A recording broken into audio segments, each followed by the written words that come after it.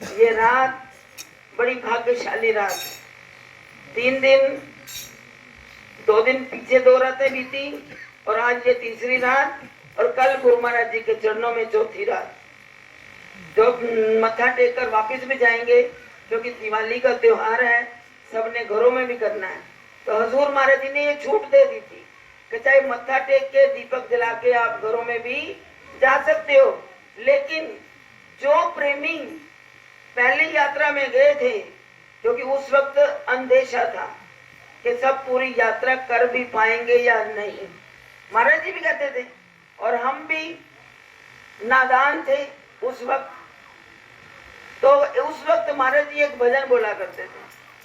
महाराज जी का बड़ा सुंदर भजन है। पी पी पपैये पाया शोर, पहला ता पांदे मोर, शामा आ जा, पी पी पपैये पहला पाया शोर।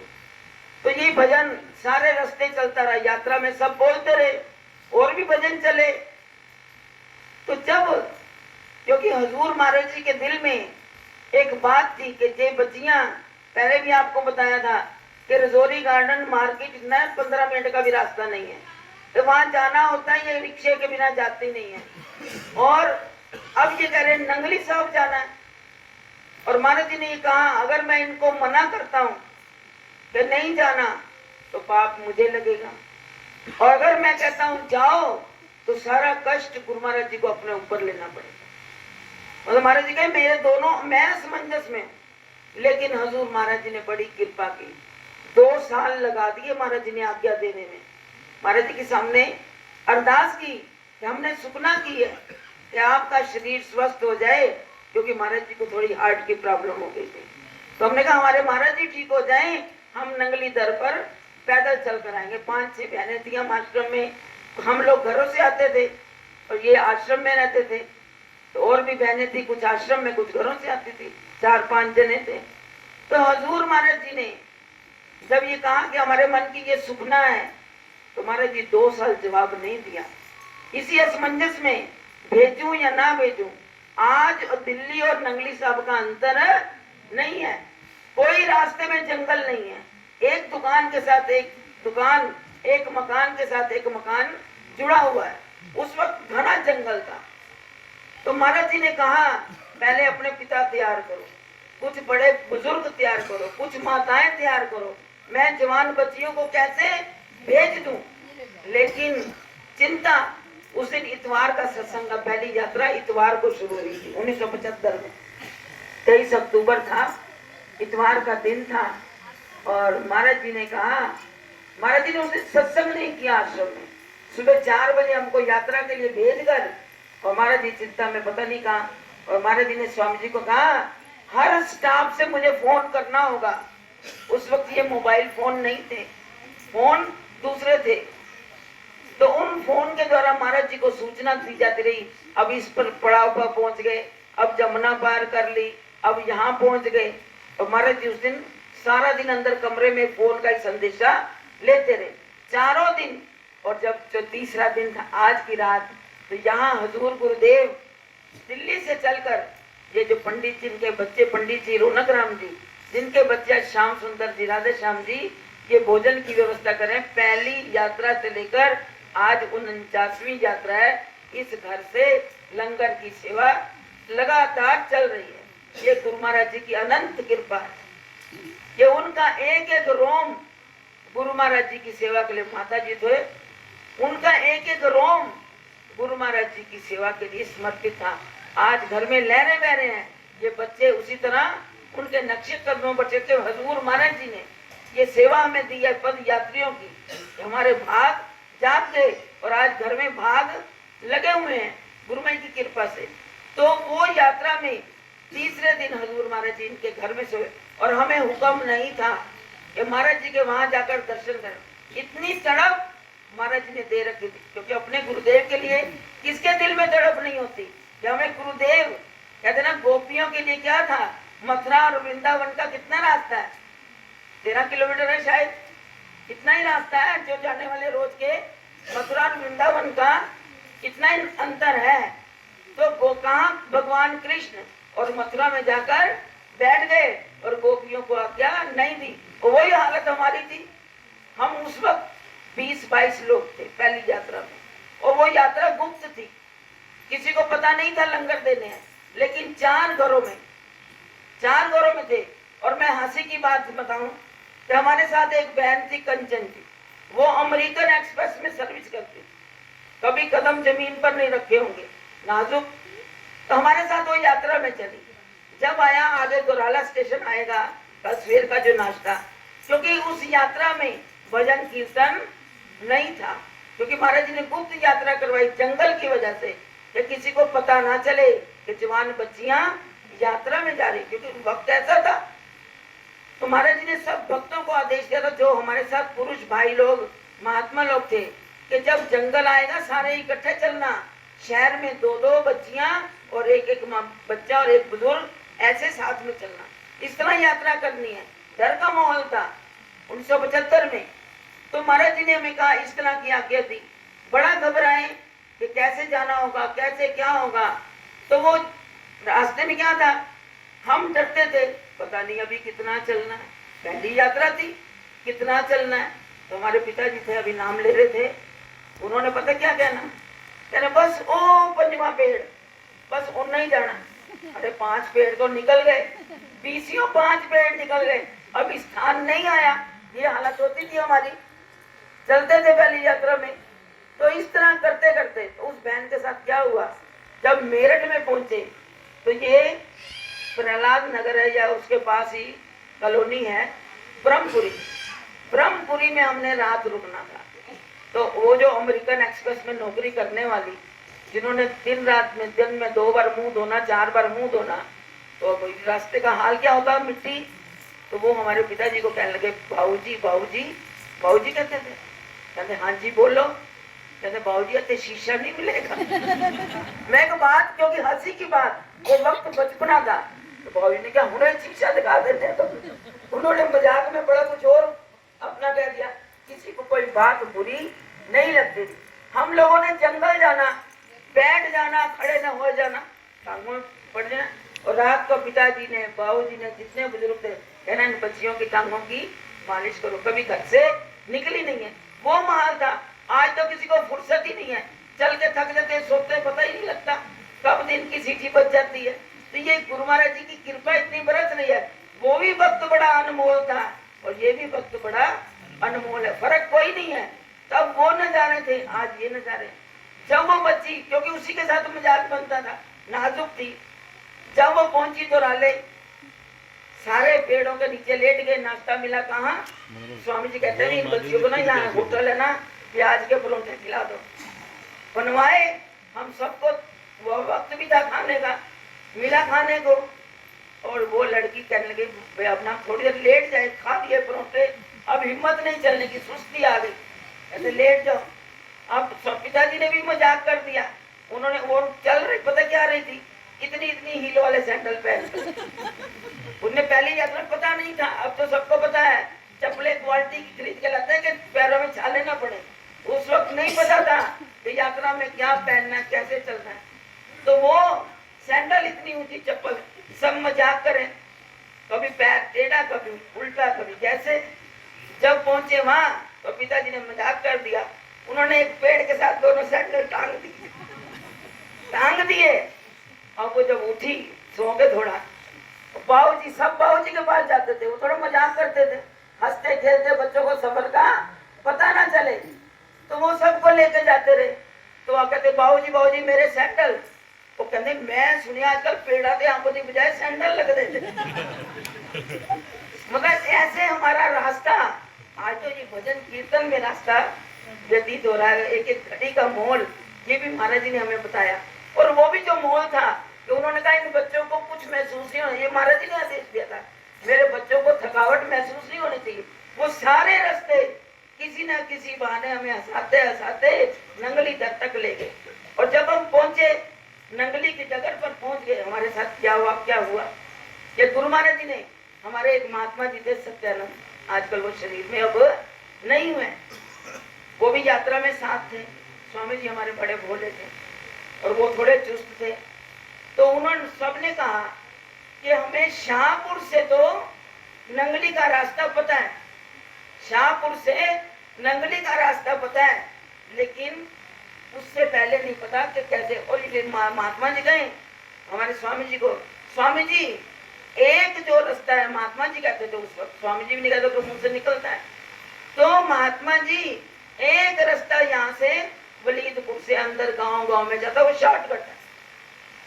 जिसको ये शॉर्टकट है, तिरछा जाओ तो लंबाई बढ़ती है कि कम होती है, तो कहते शॉर्टकट है। चलो जी ठीक है, मान लिया कहना। और सबने कहा कि हमें रास्ता तो पता नहीं, गांव में से कैसे पहुंचना शाहपुर तक। शाहपुर के आगे तो सीधा रास्ता है नंगली का, जहाँ से रोज प्रेमी जाते हैं। जब ये बात हुई तो उस जगह क्या हुआ कि जब 20-22 प्रेमी हम चले थे, 23वां टांगे घोड़े वाला था, टांगे में सारा सामान था, सबके कपड़े बिस्तर चाय पानी का सामान भी सब उसी में, स्टोव भी उसी में, गैस नहीं थी, स्टोव लेकर चले थे हम। तो उस वक्त चीनी पत्ती भी महाराज जी ने साथ ही दी कि जहाँ इनको चाय की तलब लगे इनको चाय बना कर देना। वही महाराज जी जितने साथ में थे पूरा ख्याल रखते हुए हमें ले गए। जब वहां पर पहुंचे, गांव के अंदर प्रवेश किया, पहला ही गांव आया, तो कुछ भक्तगण जब पता चला कि ऐसे ऐसे यात्रा गई है, उनके दिलों में भी एक उमंग आई, कहने लगे हम अब दोराला तो पहुंच सकते हैं। वो कुछ भक्त 10-15 वो पहुंच गए, वो घर से कुछ परोठियां कुछ सब्जी बनाकर अपने साथ ले आए। फिर रास्ते में पता नहीं कैसे खा रहे होंगे, घर से ले जाते हैं 2-2 फुलके सभी खा लेंगे, 20-22 लोगों के 50 फुलके बना लिए, परोठियां लेकर आ गए। अब जब उन्होंने कहा, स्वामी जी ने कहा कहीं ट्यूबवेल चलते थे, कोई किसी को जानता पहचानता तो नहीं था, ट्यूबवेल के ऊपर उन्होंने कहा कोई आ जाता है तो सब नाश्ता कर लेते हैं। जब देखा काफी अंदर गए, हमें कोई ट्यूबवेल नजर नहीं आता। अब स्वामी ने कहा भाई भूख तो लगाई है। सुबह सुबह 8:20 के करीब हम दोराला पहुंच गए। 4 बजे चलकर 8 बजे हम पूरा दोराला पर पहुंच गए। दोराला पहुंचे और हजूर महाराज जी पीछे थे, महाराज जी यहाँ से चले और नंगली साहब पहुंच गए। और नंगली साहब में जो ट्यूबवेल है, वहां पर जो गुरु दरबार के खेत है, जहाँ कॉलोनी बनी है उसके सामने ही गुरु दरबार के खेत है, तो वहां पर इंतजाम था दरबार से रोटी। और महाराज जी ने पता क्या बनवाया था, पहले दिन ही चने की दाल घी वाली और साथ में फुलके और साथ में मटर पनीर की सब्जी थी या दाल थी, मुझे नहीं मालूम, भूल गए। दाल तो घी की दाल और चने की दाल, उसमें घिया डालकर वो दाल महाराज जी ने बनवाई। और सबके लिए वहीं 20-22-25-30 लोगों का लंगर था ट्यूबवेल पे। तो जब वहां पर अभी पहुंचे नहीं, हजूर महाराज जी उधर से वहां पहुंचे और इधर से हम बीच के रास्ते से गए। और क्या कौतुक हुआ कि जो बात एक असमंजस की स्थिति थी कि वलीदपुर से शाहपुर तक कैसे जाना, हम लोग वहां रास्ते में स्वामी जी का नाश्ता कर लो। उन्होंने कहा महाराज जी हम ना थोड़ी सी परोठियां बना कर रहे हैं। कहते ठीक है, बांट दो सबको, एक आए, आधी आए, एक पूरी आए, 2 आए, सबको क्या क्या डाल कर दी। इतने में क्या हुआ, एक बुजुर्ग जिन्होंने लांग वाली धोती पहनी, सफेद कुर्ता, सिर पे टोपी पहनी, जैसे किसान लोग होते हैं, वो रूप और उनकी आंखें, गहरी आंखें होती ना जैसे, ऐसी उनकी आंखें। और वो आकर बीच में हमारे जब भोजन करने लगे तो बैठ गए।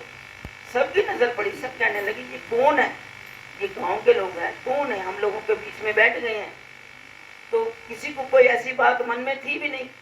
अब एक बुजुर्ग बीच में बैठा हो और नया आदमी हो और पहचान नहीं होती, तो उन्होंने कहा भी हम सब नाश्ता करने लगे हैं।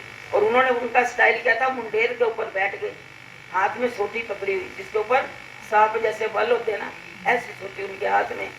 तो वो लेकर ऐसे सोटी, जैसे बुजुर्ग पैरों के बाहर बैठते हैं, ऐसे बैठ गए बड़े आराम से। हम सब चौंकड़ियां मार के, हमारे शरीर भी ऐसे थे बैठे हुए। रोटी बरताई गई तो हमने कहा भी हम लोग खा रहे हैं। तो हमारे बीच में से एक बहन थी, उसने कहा हाथ पे रोटियां, ऊपर ही सब्जी डाली थी। कहा बाबा जी आप भी नाश्ता करें। बेटा आप खाओ। नहीं ऐसा अच्छा नहीं लगता। तो उन्होंने क्या किया, नहीं तो कोई होता है फुल्का अपना ले लेता है, उन्होंने एक किनारे से एक इतना सा टुकड़ा, एक पोर भी नहीं खा, इसना तो थोड़ा जरा सी सब्जी लगाए खा ली। ये नहीं कहा कि मैं नहीं खाता या पूछे, पहले एक बार कहा बेटा आप खाओ। तो उन्होंने फिर इतना सा लिया। तो उन्होंने कहा भी, उन्होंने देखा कि रोटी अटक रही है, कहले बेटा जल्दी जल्दी खा लो, ये सारे घेर आपके ही हैं, खेत आपके ही हैं, मैं अभी ट्यूबवेल पे आपको ले चलता हूँ, पानी ही पानी है। सबने कहा ठीक है, इच्छा थी, सबने वहां पर लंगर खा लिया जैसे भी था। अब वो बुजुर्ग कहते हैं चल पड़े। अब उन्होंने कहा भी गांव के लोग हैं, तुम्हारे महात्मा जी एकदम बड़ी तेजी से बोले सत्यानंद जी तो बाबा जी भाई हमें शाहपुर से आगे तो पता है, पर इधर से सुना है नंगली जाने का रास्ता है, हमने सुना हुआ है पर हमें रास्ता नहीं पता। तो वो बुजुर्ग कहने लगे शाहपुर का रास्ता मुझे मालूम है, मैं तुम्हें वहां तक पहुंचा दूंगा, आगे नहीं पता कि नंगली कहाँ। ये उन्होंने कहा आगे नहीं पता कि नंगली कहाँ है, जो शाहपुर तक का पता हो और नंगली ना पता हो, ऐसा पर्दा सबकी आंखों पे डाल दिया और उन्होंने हमें ले चले। कहते आ जाओ मेरे पीछे पीछे, घेर पे रोक के सबको पानी पिलाया। अब उस वक्त आज भी गांव की स्थिति बड़ी सुधर गई है, उस वक्त था कदम कदम पर कीचड़ था, घरों की नालियों का पानी उस सड़कों पर, गांव की कच्ची सड़कों पर पड़ा हुआ था। जब हम चल रहे थे करते करते क्या हुआ, जब आधा रास्ता थोड़ा चले गए, स्वामी जी की चाल थोड़ी कम थी, हम थोड़ी अवस्था छोटी थी, कुछ बहनें और कुछ भाई दौड़ दौड़ कर उनके पीछे, उनकी चाल ऐसी कि हम पैदल हम दौड़ रहे हैं, वो आराम से चल रहे हैं, हम दौड़ रहे सब बच्चे जवान, वो बुजुर्ग चल रहे हैं। इतनी आराम की चाल नहीं, इतनी तेज चाल थी, वो आराम से और हम दौड़ रहे हैं। अब हमारे शिवदत्त जी एक महात्मा सार विवेकानंद जी थे, बाद में चोला मिला उनको, वो जब चल रहे हैं तो वो पता क्या कहते, भाई जी का नाम पप्पी और हमारा नाम शुरू से शशि, तो कहते हैं पप्पी इनको छोड़ना नहीं, हम चलो दौड़ चले इनके पीछे पीछे। उन्होंने हमें ऐसा कहा, हमने ये ध्यान नहीं दिया कि स्वामी जी भी पीछे रह गए, तो 10-12 लोग पीछे रह गए, हम भी दौड़ पड़े। अब रास्ते में एक जगह कीचड़ आया भाई जी से, वो कीचड़ पार नहीं किया गया कि काफी ना इधर रास्ता था ना उधर था। तो उस वक्त क्या हुआ, इन्होंने कहा मेरे से तो पार नहीं किया जा रहा, तो वो बाबा जी ने आवाज सुन ली, तो कहने लो बेटा ये सोटी के सारे पार आ जाओ। उन्होंने वो सोटी ऐसे पीछे नहीं देखा, आवाज को पहचाना कि किस बच्चे की किस दिशा से आवाज आई है, लो बेटा ऐसे पीछे हाथ करके उन्होंने सोटी पकड़ा दी। इन्होंने पकड़ ली, ये सोटी का सहारा मिल जाता तो आदमी टप जाता, ऐसे करके हम निकलते चले गए। जब आगे गए तो वो हमारे जो महात्मा जी थे शिवदत्त जी और विवेकानंद जी कहते हैं पपी बुजुर्ग हैं वो, तुमने सोटी ले ली है, उनको दिक्कत होगी। तो ये कहती है अब उन्होंने मुझे दे दिया मैं क्यों दूं, बचपना था, कहते मैं क्यों दूं।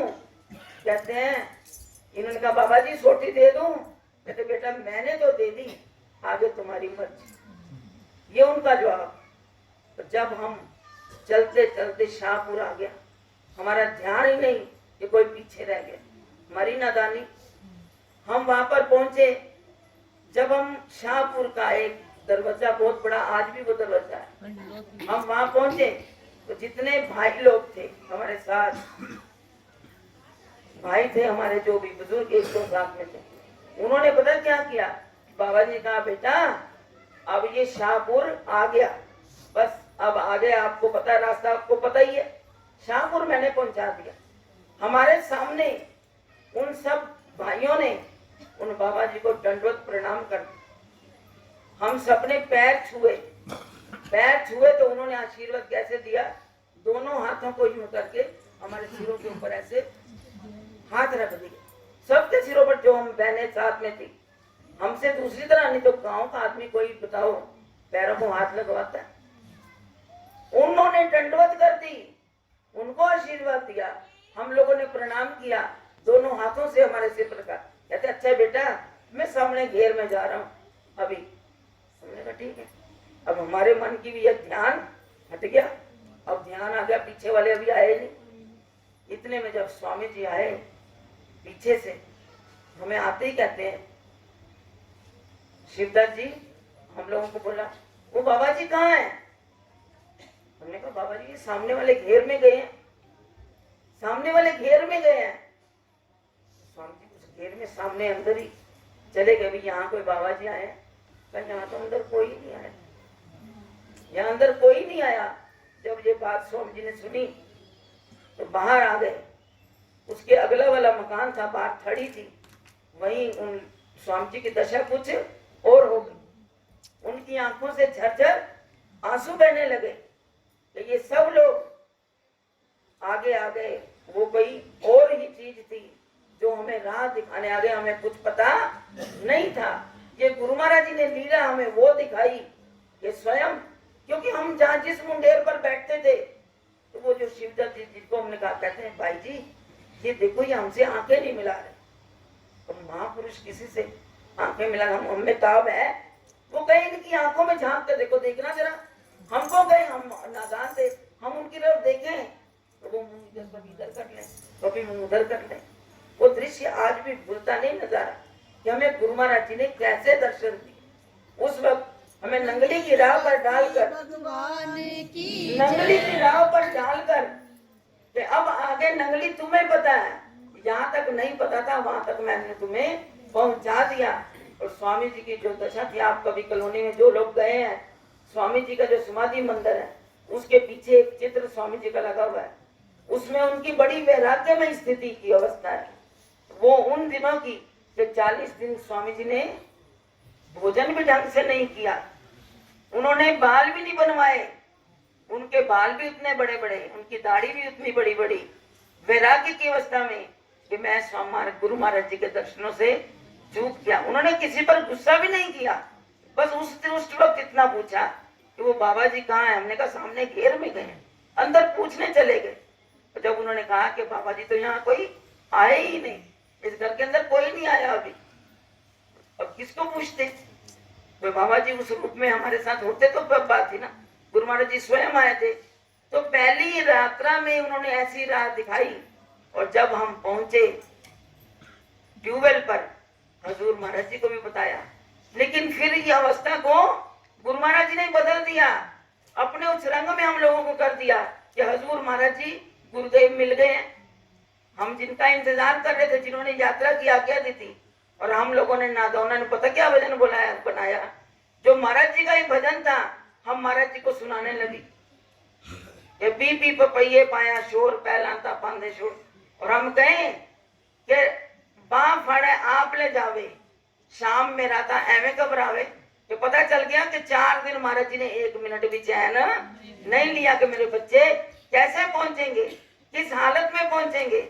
और जब वहां हम लोगों को देखा, महाराज जी बड़े खुश, और हम लोग उस महाराज जी को सुना रहे हैं कि शाम में राते एवं घबरावे, बाँ फाड़ो आप ले जावे। ये गुरुदेव ही तो सतगुरु का रूप होते हैं। गुरुदेव कहते ना, उन्होंने मिलाया सतगुरुदेव को, तो गुरुदेव ही तो सब कुछ होते हैं जिन्होंने सतगुरुदेव से मिलाया। तो हम महाराज जी को भजन सुना, और महाराज जी पता क्या कहते, और चल्ली बुलाओ मेरा ही भजन थे मेरे मुंह थे, मैनू उलाना दे रही हूं। हंसने लगे और सुनते गए। और महाराज जी जब दरबार में पहुंचे, और अभी आप भजन सुनते हो ना रास्ते में कि नंगली की धूरी के अंदर मैं अपना आप, क्योंकि हमारे राम भाई जी भजन बोलते थे, नंगली प्यार ये तेरी कदे मैं तूड़ बन जावा, और नंगली प्यार ये नहीं। उन भक्तों ने जो यात्रा में चले थे, फकीर सिंह जी, हजूर सिंह जी थे उस वक्त, जो बुजुर्ग हमारे साथ थे, उन्होंने जब वो मोड़ आया, जो कोने में मोड़ आया, आप दाएं फिर जब मुड़ते हो, सामने महाराज जी का मंदिर दिखाई देता है, सार समाधि मंदिर। वहां से लेकर उन्होंने जमीन के ऊपर डंडोती नहीं की, उस जमीन में ऐसे ऐसे उलट पुलट लोट कर वो महाराज जी के दर तक पहुंचे। सारा चेहरा, सारा उनका शरीर मिट्टी से सन गया। और जब गुरु महाराज जी के दलीज पर महाराज जी ने भजन पता क्या बोला था, कर ले गुरु मंदिर का दर्शन संग दे राज राज। महाराज जी ने भजन सुनाते हुए सब भगत अंदर गए। और जब दलीज में पहुंचे, क्योंकि महाराज जी के उस वक्त में हमारे गुरु दरबार के सभी बड़े महापुरुष थे, सबको पता लगा कि नंगल दिल्ली से चलकर बच्चियां, सार चौक मिशन के बच्चे नंगली में आए हैं पैदल चलकर। पूरा दरबार वो महापुरुष इकट्ठे थे। दाईं ओर जिधर आप देखते हो, बाईं ओर जिधर कार्यालय बना हुआ है, जहाँ आप लोग सेवाएं देते हो गुरु दरबार का, उस साइड में हजूर महाराज जी बीच में खड़े हैं, ढोलक बज रही है, और महाराज जी ने भजन शुरू किया, मैं वारी इस वेले तो बलिहार गुरा दे मेले तो। महाराज जी ने एक नहीं टप्पा, नहीं तो हर एक भजन के 3 टप्पे 4 टप्पे, इतने पता नहीं महाराज जी ने 20 टप्पे बना दिए और ये भजन इतना लंबा 1 घंटा महाराज जी भजन बोलते रहे और जितनी ये बहनें बच्चियां हम लोग थे हम नाचते रहे। और महाराज जी पता क्या करें, हमारे पैरों को देख रहे कि ये चल के आई हैं, इनके पैरों में छाले हैं जो चलती नहीं थी कभी, और आज ये नाच रही हैं, लगता नहीं। फिर महाराज जी ने खुश होके जो गुरु महाराज जी की कृपा कि किस तरह इनको फूलों की तरह ये अपने दरबार में, आप बताओ आपको महसूस हुआ फूलों की तरह लेके आ रहे हैं ना। आज भी उनकी कृपा वैसी की वैसी है जो पहले दिन से चली आ रही है। थोड़ा बहुत शरीर है, कष्ट तो होता है, वो क्यों दे रहे हैं कि याद बनी रहे। जब तक ये जख्म ठीक नहीं होंगे तब तक याद रहेगी नंगली की यात्रा। ठीक हो जाएंगे तो अगली यात्रा के लिए फिर तैयारी। हमारी सोच ऐसी थी, हम ऐसे ही करते थे, छाले पड़ते थे हम फोड़ते नहीं थे, ये बने रहे, याद आती रहेगी यात्रा। वो दिन वो घड़ियां जो जो रास्ते में हुआ याद करते रहे। 6 महीने बाद फिर अगली यात्रा की तैयारी कर लेते थे। तो गुरु महाराज जी की कृपा, आप लोग आए ना, हमें क्यों यादें आती हैं, हम सुनाते हैं कि आपके दिलों में भी वो दर्द पैदा होकर फिर आना है, फिर गुरु महाराज जी को मिलने ऐसे ही आएंगे। पता नहीं हमें क्या थे। आपने देखा पिछले पड़ावों पर आपको सुनाया भी, इस यात्रा में जो भी आया उसने मुंह मांगा पाया। सब कामनाएं गुरु महाराज जी ने पूरी की, लेकिन महाराज जी ने सबक दे दिया जाते जाते आखिरी यात्रा में कि गुरु महाराज जी से, गुरु महाराज जी के चरणों का प्यार मांगो, उनके चरणों की भक्ति मांगो। सबसे बड़ा सूत्र महाराज जी ने हमें दिया कि उनके चरणों का प्यार और भक्ति मांगते हुए जाएंगे। दुनिया की चीजें तो कोई 2 दिन की, कोई 4 दिन की जो दौलतें मांगेंगे वो इतनी रहेगी। गुरु माँ का प्यार मरते दम तक हमारा था। कहते गुरु कभी नहीं छोड़ता, मरने के वक्त अपने काल को कहता परे हट जा, मेरे भक्तों को हाथ नहीं लगा सकता।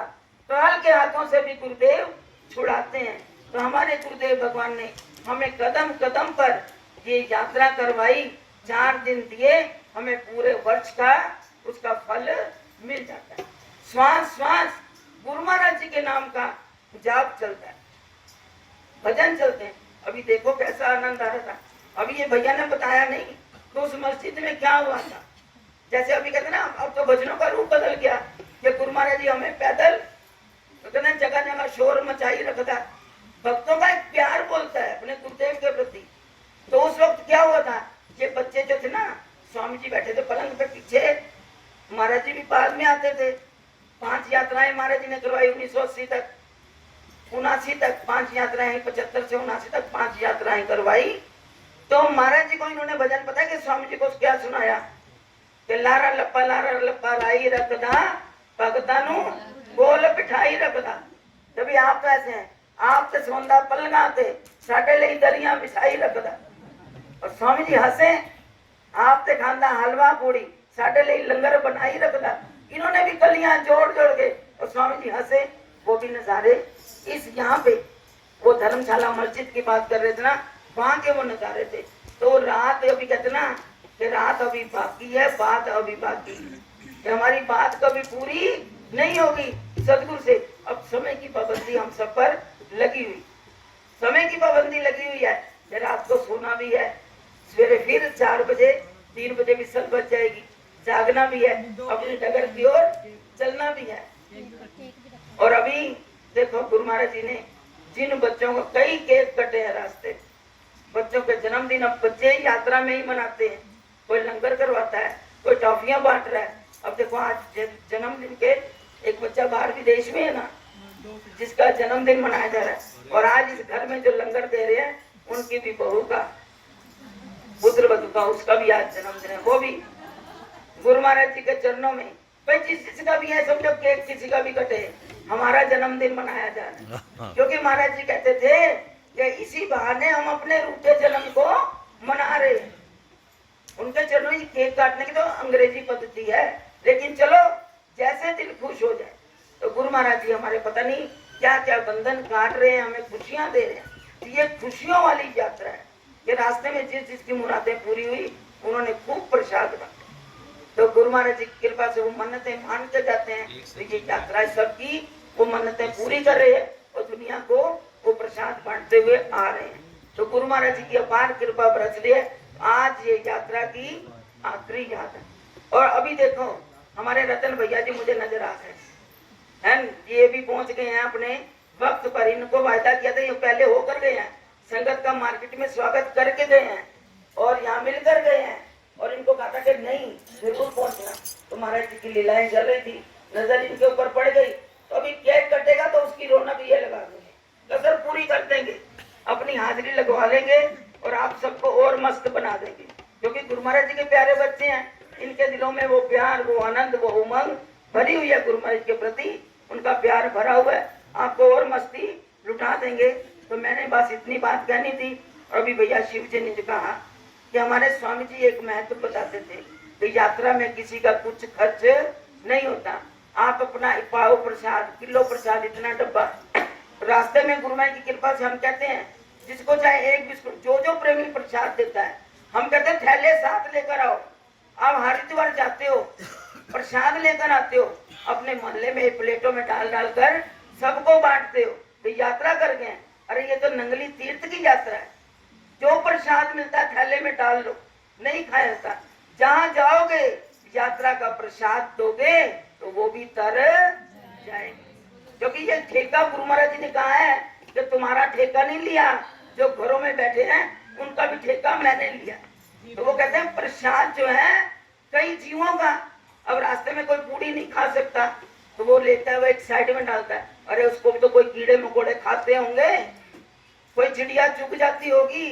तो गुरु महाराज कहते हैं मैंने सबकी पूरी सृष्टि का कल्याण करना है। जो मेरे घर का प्रसाद, क्योंकि गुरु महाराज का भोग लगता ही लगता है, बिना भोग के कोई प्रसाद पड़ता नहीं है। तो वो जो भी खाएगा उसका कल्याण हो जाएगा, भव सागर से वो कर जाएगा।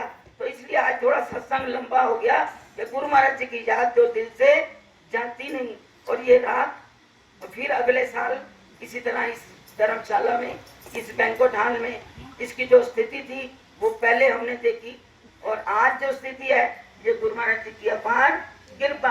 आप सबके लिए गुरु महाराज ने एसी हॉल में गद्दे लगवा दिए, बिस्तरा भी खोलने की जरूरत नहीं है। और अब कितनी गर्मी लग रही है, अभी कहोगे पंखे चला दो, पंखे चलेंगे तब नींद आएगी।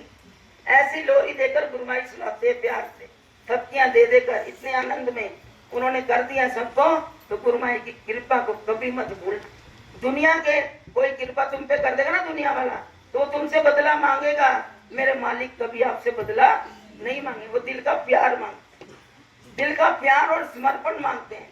सदगुरु के हवाले हो जाओ फिर उनका जिम्मा। क्योंकि वो कहते हैं चिंता ना कर अचिंत रह, तोरी चिंता में कीन, नया रोज रोजी नहीं, कब तक तुझे न थी। मैंने कब तुझे भूखा सुलाया, वो जवाब मांगते हैं कब भूखा सुलाया। मैं कभी भूखा नहीं सुनाता, वो सब चीज सुनते हैं। तो गुरु महाराज जी की इतनी कृपा बरस रही है, उनकी कृपा को मत भूलना। उनके प्यार को, उनके एहसान का बदला तो हम चुका भी नहीं सकते हैं। तो इसलिए इन घड़ियों की मैं सब प्रेमियों को इस यात्रा की, अभी कल का सफर है पर मंजिल हमारे नजदीक आ गई है। अब तो खींच खींच के ले जा रहे हैं अपने दर पर। और कल देखो वो क्या माहौल बनाते हैं, कहते हैं गलियां चिक्कड़ दूर कर, नाल प्यारे ने चला था पीछे कमली, रहा तो टूटे ने। तो चाहे भीज रहे हैं कोई बात नहीं, तेरे दर पर तो पहुंचना भी पहुंचना। बीजो सीजो कम्बली अल्लाह बरसे में जाए मिलाती न सजना, मेरा टूटे ना ही नहीं। तो ये प्रण करके कल वो अपने आप अपना काम करेंगे, हम अपना काम करेंगे। तो स्वामी जी यही कहते थे। कोई कहता था महाराज जी बादल आ गया, भंडारा चल रहा है, इसको रोक दो। कहते क्यों, वो अपना काम करे, हम अपना काम करेंगे। ये उनके वाक होते हैं महापुरुषों के। तो गुरु महाराज जी की लीलाएं तो अनंत है, समय बीत है, लीलाएं नहीं खत्म होंगी। हम थक जाए, हमारे अंदर वो ताकत नहीं है। तो हमने गुरु महाराज जी की कृपा को, उनके प्यार को, उनके दुलार को सदा याद रखना है। और हाँ, इन सेवादारों से अगर कोई गलती होगी, क्योंकि सेवादार डांट भी देते हैं, अनुशासन को बनाए रखने के लिए कुछ कह भी देते हैं, किसी को कुछ कहने के लिए कोई कड़वा वचन मिले, इन बच्चों की तरफ से हम संत जो है वो माफी मांगते हैं।